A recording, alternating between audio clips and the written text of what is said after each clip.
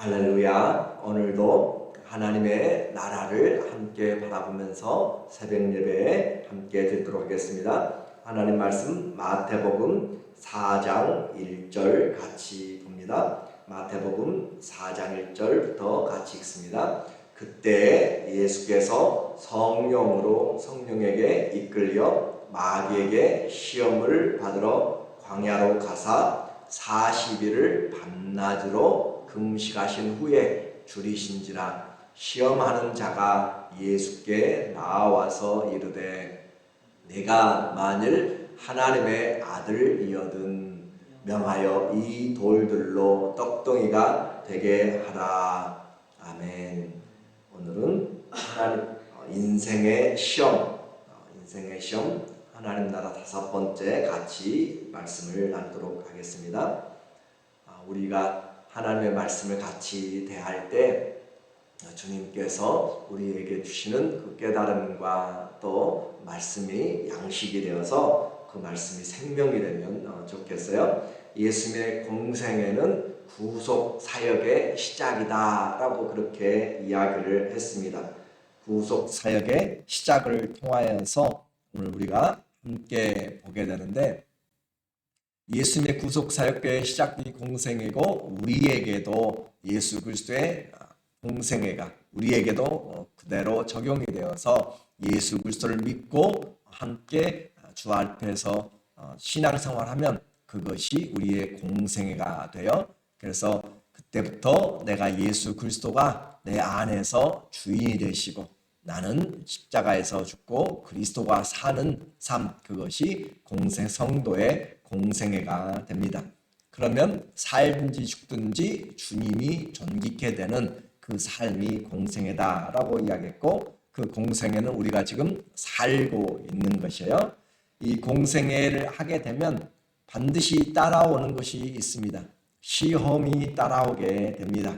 아브라함을 불렀을 때 약속의 땅에도 그 기근이 있었던 것처럼 오늘 우리의 공생에도 시험이 있습니다.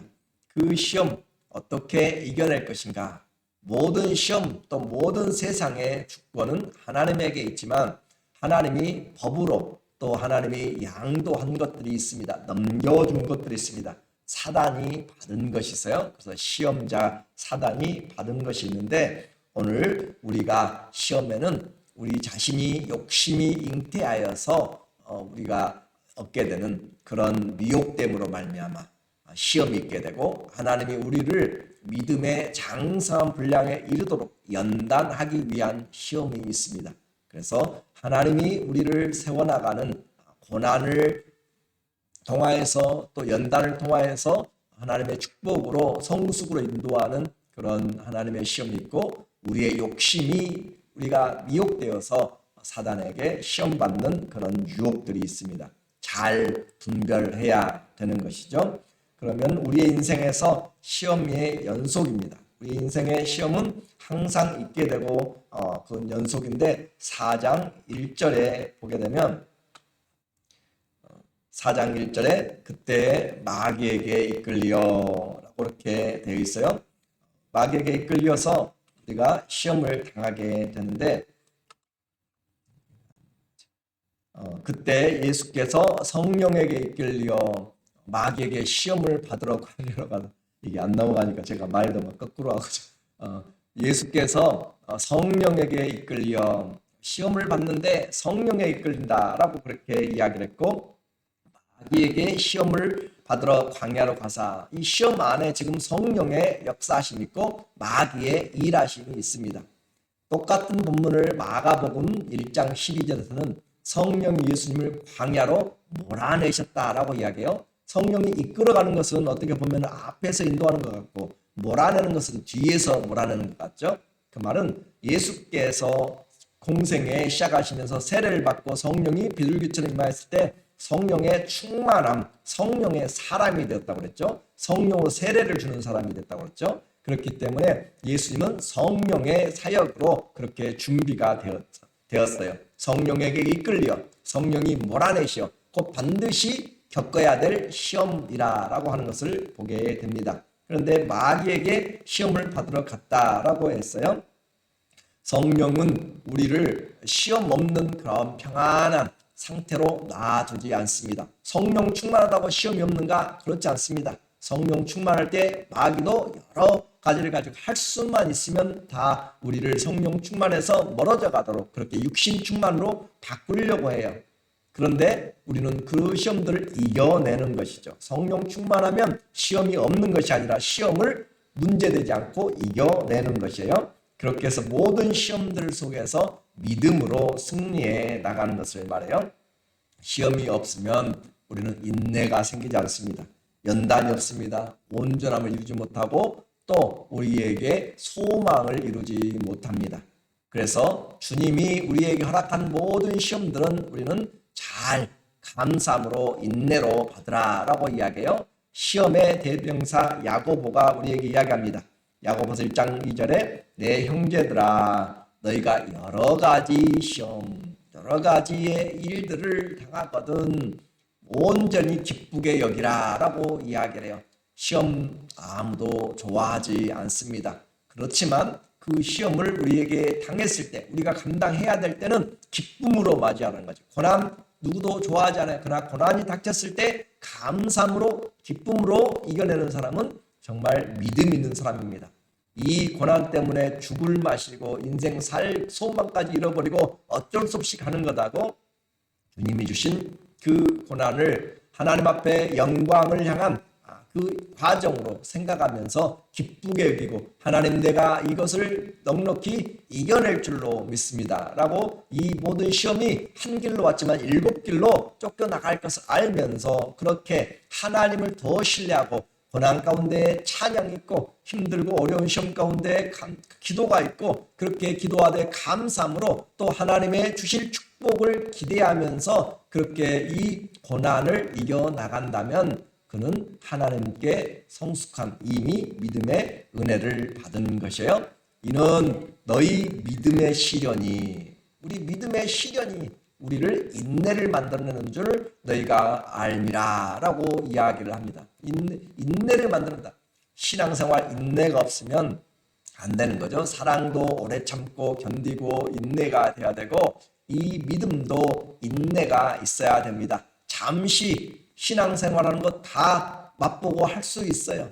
그런데 긴 시간의 어려움 가운데서 인내로 그래서 예수님 오실 때 인내하는 신앙을 내가 볼 수가 있겠느냐라고 이야기하잖아요. 너희의 인내로 믿음의 구원을 이루어내는 것 인내가 없으면 안 되는 것이죠.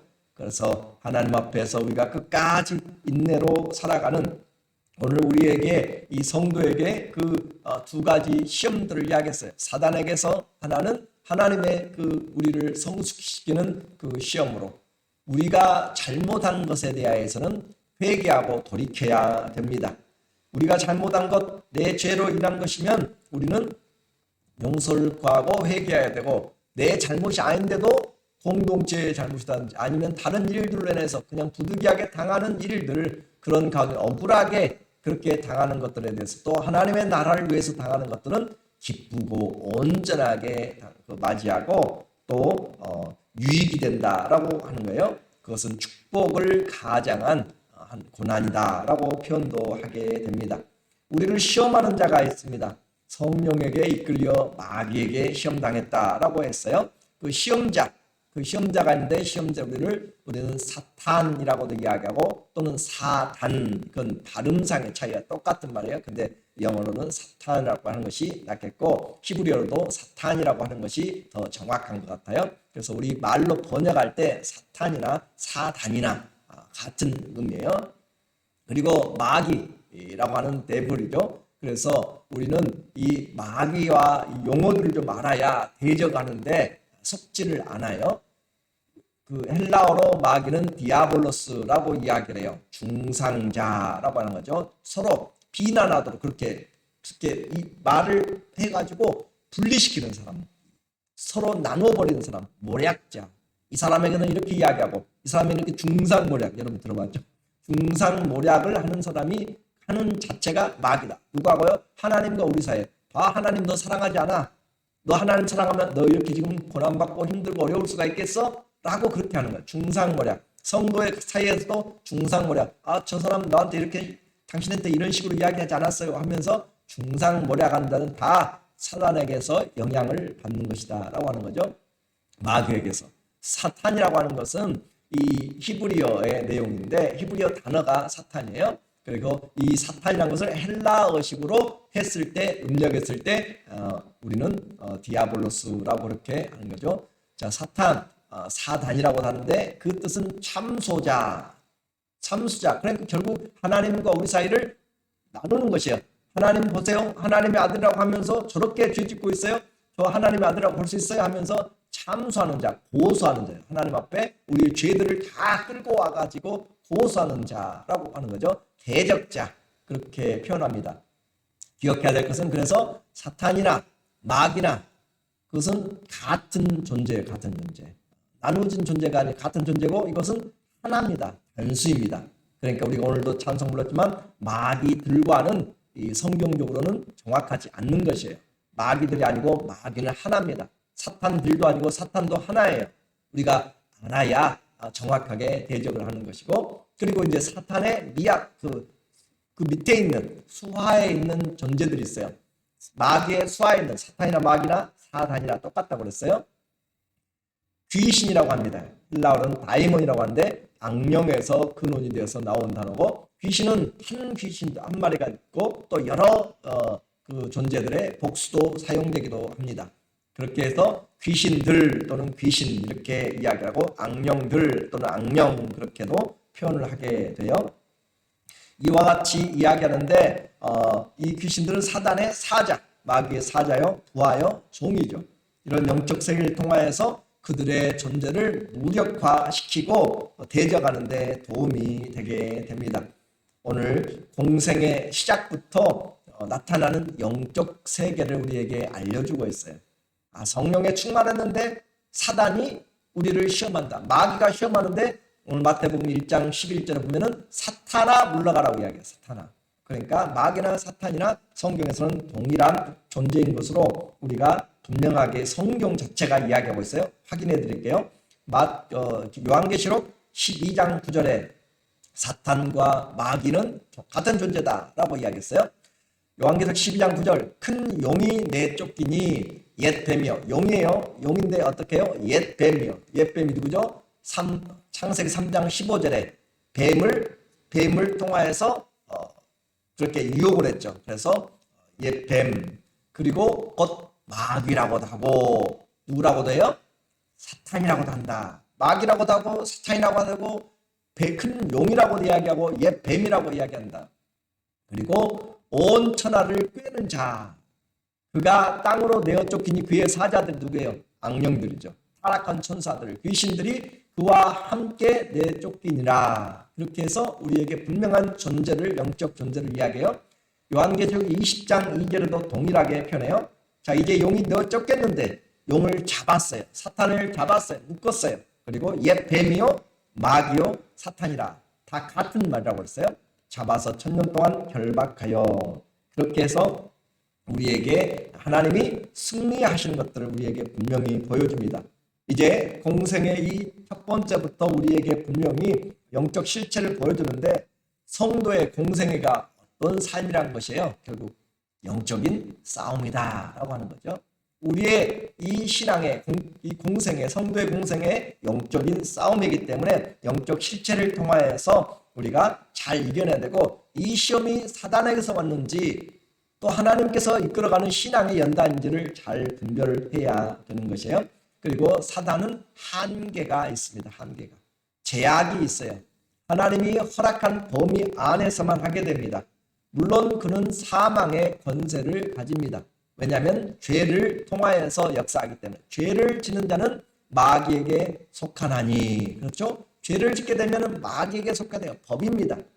아담이 죄를 짓게 되니까 마귀에게 속하게 되는 것이에요. 그래서 마귀 안에서는 이길 수가 없습니다. 두 번째 아담이 오실 수밖에 없는 것이에요. 이렇게 이 사단이 할 수 있는 것은 사망의 권세를 가지고 욥의 자녀들 하루아침에 다 죽여버린다고 그랬죠. 욥 자신도 죽일 수 있지만 하나님이 금하시죠. 욥의 생명에는 손대지 말라라고 그렇게 정확하게 하나님이 말씀하십니다. 마태복음 10장 28절 이하에서도 우리의 목숨은 죽일 수 있지만 우리의 영혼을 죽이지 못하는 그 마귀를, 존재를 두려워하지 말고 우리의 영혼과 육체를 한꺼번에 멸하시는, 한꺼번에 주관하시는 그 하나님을 두려워하라 라고 이야기하면서 사망 권세에 대한 부분을 마귀에게 그렇게 우리에게 보여주고 있어요. 그러니까 교통사고나 모든 악한 질병이나 여러 우리의 사고나 그런 자살이나 그 모든 것들에 대해서 악한 영들이 역사할 수 있다라고 하는 것들을 분명히 우리가 알아야 돼요. 그러니까 죽는 것을 무조건 하나님의 뜻으로 잘못 이해하면 안 됩니다. 왜냐하면 사단의 괴계로 넘어가 가지고 자살하고 또 이런 사건을 통하여 총격을 통하여서 그런 여러 가지가 있게 되기 때문에 우리는 사단에게 속아서 생명을 잃어버리면 완전히 망하게 되는 것이에요. 우리의 첫 번째 생명이 끊어지는 것을 바로 우리는 첫 번째 사망이라, 육신의 생명이죠. 그러나 두 번째 사망은 우리의 영적인 영원한 생명을 이야기하기 때문에 그 영혼의 생명은 마귀가 손대지 못합니다. 오늘 시험의 상황을 볼게요. 3절에 보니까 이 마귀를 우리는 시험하는 자라고 이야기해요. 시험하는 자가 예수께 나와서 이르되 내가 만일 하나님의 아들이거든 이 돌들로 떡덩이가 되게 하라 라고 그렇게 이야기를 하고 있죠. 이 돌들로 떡덩이가 되게 하라. 시험하는 자가 예수께 나와서 그렇게 언제든지 이렇게 올 수 있는 존재로 우리에게 표현하고 있습니다. 그리고 이 상황을 보니까 2절에 40일을 밤낮으로 금식하신 후에 줄이신지라, 예수님께서 40일을 밤낮으로 줄이셨다라고 하는 것은 인생의 가장 필요한 절박한 상황에서 꼭 필요한 것으로 우리를 시험한다라고 하는 거죠. 이것은 바로 창세기에 나오는 3장에서 아담이 첫 번째 시험에서 실패한 것을 그대로 우리에게 보여주고 있어요. 아담의 시험은 에덴 동산에서 모든 것이 갖추어졌을 때, 부족함이 없을 때 단 하나 선악을 알게 하는 나무의 열매는 실과는 먹지 말라라고 하는 그 한 가지 그 궁금한 것 때문에, 그것 때문에 넘어갔지만 예수님은 지금 40일을 굶주린 광야에서 아무것도 먹을 것이 없는 상황에서 주님은 이 시험을 당하고 있습니다. 그래서 그 시험하는 자가 예수께 나와서 네가 만일 하나님의 아들이거든 얼마나 영악한가 보세요. 분명히 우리는 3장 바로 3장 17절에서 마태복음 3장 17절에서 예수님을 하나님의 성령이 비둘기처럼 임하였고 또 하늘에서 소리가 있어 하나님 아버지께서 이는 내 사랑하는 아들이요 내 기뻐하는 자라, 그런 소리가 분명히 들려졌어요. 그러니까 예수님은 천하에 하나님의 아들로 사랑하는 자로 그렇게 이미 그렇게 주님이 알고 있는데 그 예수님의 그 신분을 흔들어 놓은 것이잖아요. 네가 만일 하나님의 아들이거든. 하나님의 아들을 뭘로 증거하는 것이에요? 기적을 행함으로 증거하는 것이죠. 이 돌들로 떡덩이가 되게 하라. 네가 만약 하나님의 아들이면 이렇게 할 수 있느냐? 하나님이 이렇게 너를 힘들게 만들 수 있느냐? 이렇게 하나님을 믿는데 왜 그렇게 삶이 구질구질하고 힘들고 어렵냐? 그 말이죠. 쉽게 표현하면 먹을 것도 없이 이렇게 하느냐라고 했을 때 내가 하나님의 아들이면 이 기적을 행해봐라. 우리는 기적으로 하나님의 자녀됨을 나타내는 자가 아닙니다. 우리의 신분은 우리의 기적으로서, 우리 행위로서가 아니라 하나님의 선포로서, 하나님이 우리에게 주신 그 약속으로서 우리가 하나님의 자녀가 되는 것이에요. 그래서 가장 절박할 때 마지막 아담 예수님은 목숨에 필요한 이 떡, 또 빵의 문제를 하나님의 말씀의 시험을 그는 하나님의 말씀을 통하여서 이기게 됩니다. 그래서 시험에 어떻게 해나갈까? 마태복음 4장 4절에 예수님께서 대답하여 이르시되 기록되었으되 사람이 떡으로만 살 것이 아니요 하나님의 입으로부터 나오는 모든 말씀으로 살 것이니라 하였느니라. 너무 잘 알고 있지만 이것을 실천하는 것은 쉽지 않습니다. 예수님이 지금 40일 동안 금식하시면서 줄이셨는데 그런데도 뭘 하고 있었다는 것을 우리가 알아야 되냐면 떡으로만 사는 것이 아니라 하나님의 입에서 나오는 말씀을 살았다. 그러니까 예수님은 40일 동안 쫙 굶고 있었다는 의미가 아니라, 물론 굶었죠. 육신적으로는 빵은 먹지 않았습니다. 그런데 뭘 먹고 있었냐면 하나님의 말씀을 계속적으로 묵상하고 먹고 있었다라고 하는 것을 알게 되는 것이에요. 그래서 우리의 인생에서 우리는 떡도 필요해요. 그런데 이 말씀이 양식으로 필요한 것입니다. 이 양식이 있어야 이겨낼 수 있다. 기록되었으되, 성경은 우리에게 얼마나 중요한가. 신명기의 8장 2절과 3절에 나오는 이 내용을 통하여서 기록된 말씀을 가지고 예수님이 앞으로도 두 번 더 이렇게 사단을 대적하게 됩니다. 사탄을 대적하는 것 다른 것이 아닙니다. 사단과의 전쟁은 보이는 그런 육의 그런 또 혈과 육의 싸움이 아니에요. 육탄전이 아닙니다. 사탄과의 전쟁은 보이지 않는 영적인 전쟁이면서 그 우리의 무기는 하나님의 말씀, 성령의 검, 진리의 말씀으로 우리가 대적을 하게 됩니다. 말씀을 믿어야 대적을 하죠. 사탄아 물러가라, 대적을 해야 됩니다. 사탄이 가진 권세는 죄의 권세입니다. 우리는 그 죄의 권세를 예수님의 십자가의 보혈로 끊어내는 그 권세를 가졌습니다. 그래서 말씀의 권세로 이기게 된다라고 분명히 이야기를 했어요. 인생 무엇으로 사는가 중요합니다. 가장 중요한 질문, 내 존재와 내 사는 방식입니다. 하나님의 아들, 딸로 주님이 예수 그리스도를 영접하는 자에게 하나님의 자녀가 되는 권세를 주셨습니다. 다른 어떤 기적을 행함으로 하나님의 자녀의 삶이 보여지는 것이 아니라 그 말씀을 따라서, 그리고 이제 그 말씀을 믿는 자는 이 하나님의 말씀 우리에게 양식이 되어서, 떡으로만이 아니라 말씀이 공급되어서 일평생 우리의 삶에 주의 말씀을 두고 평생에 왕들에게 읽으라고 하셨던 것처럼, 오늘 이 양식의 말씀이 고난의 때에도, 금식의 때에도, 감사의 때에도, 어떤 환경에서도 우리에게 일평생 떠나지 않는 생명의 양식이 되어서 오는 모든 시험들을 잘 이겨내고 주님 앞에 믿음으로 승리해 나가시기를 예수님의 이름으로 간절히 축원합니다. 아멘. 기도하도록 하겠습니다.